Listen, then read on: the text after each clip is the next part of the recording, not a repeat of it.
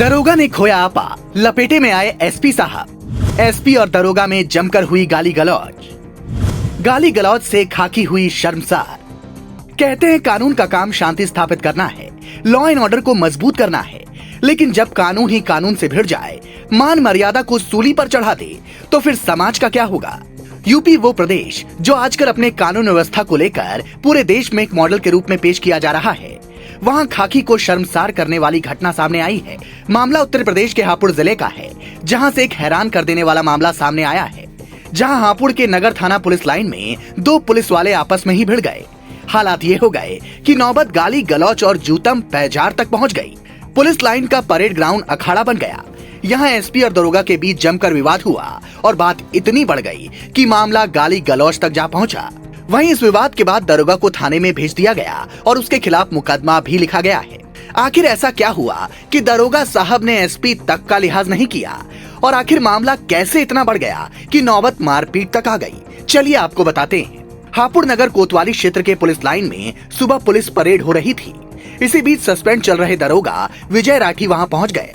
किसी बात को लेकर पुलिस लाइन के इंस्पेक्टर महेश चंद से उसकी बहसबाजी हो गई। मामला इतना बढ़ गया कि उनके बीच में गाली गलौज शुरू हो गई। इसी बीच एसपी हापुड़ अभिषेक वर्मा को हस्तक्षेप करना पड़ा और फिर दरोगा साहब ने एसपी साहब के साथ भी गाली गलौज और अभद्रता शुरू कर दी। मामला ज्यादा बढ़ता देख एसपी और अन्य पुलिस कर्मियों ने दरोगा विजय राठी को पकड़कर हापुड़ नगर कोतवाली भिजवा दिया। पुलिस लाइंस के रिजर्व इंस्पेक्टर महेश चंद्र की तहरीर पर दरोगा के खिलाफ आईपीसी की धारा 186, 504, 506, 353 के अंतर्गत धाराओं में मुकदमा दर्ज किया गया है। हालांकि काफी देर कोतवाली में रखने के बाद आरोपी दरोगा विजय राठी को 41B के नोटिस पर हापुड़ नगर कोतवाली से उनके परिजनों को सुपुर्द कर दिया गया। वहीं आरोपी दरोगा के परिजनों का कहना है कि उनके बेटे पर बदले की नीति से कार्रवाई की गई है। आरोपी दरोगा विजय राठी के पिता परविंदर सिंह ने आरोप लगाया कि उनका बेटा 1 साल से देहरा चौकी इंचार्ज है। उसे 15 दिन पहले सस्पेंड कर दिया गया क्योंकि उसने खनन माफिया के खिलाफ आवाज उठाई थी। साथ ही आरोप लगाया कि एक खनन माफिया के कहने पर उसने चैलेंज करके उनके बेटे को निलंबित कराया है। उसके बाद में उसका ट्रांसफर सीतापुर कर दिया गया। वहीं जब उनका बेटा हाजिरी पर पुलिस लाइन में गया तो वहां भी उसके साथ गाली गलौज की गई। उसके बाद उसको अरेस्ट करके कोतवाली लाया गया। परिजनों का साफ कहना है कि खनन माफिया के खिलाफ आवाज उठाने पर भ्रष्ट अधिकारियों ने उनके बेटे को टारगेट किया और उसे झूठे केस में फंसा रहे हैं।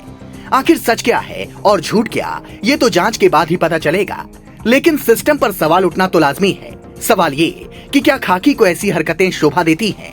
अगर कानून कानून का दुश्मन बन जाएगा तो समाज का क्या होगा? क्या ऐसे घटना की निष्पक्ष जांच नहीं होनी चाहिए? सवाल कई हैं, लेकिन योगी के यूपी में खाकी की ऐसी घटना निंदनीय है और समाज में गलत मैसेज देती है। आपको क्या लगता है?